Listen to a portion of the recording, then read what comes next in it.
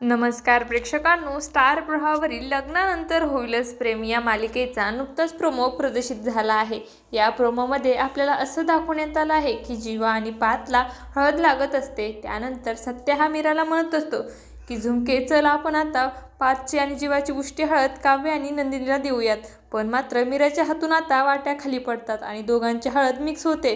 तर हे सगळं बघून आता नंदिनीला आणि काव्याला खूपच मोठा धक्का बसतो। तर तिथे वसू आत्या आणि रम्या येते आणि वसू आत्या म्हणते की दोघा भावांची हळद मिक्स झाली तर खूपच मोठा अपशकुन झालाय। आता जीवा आणि पार्थची उष्टी हळद नक्की कोणाला लागणार?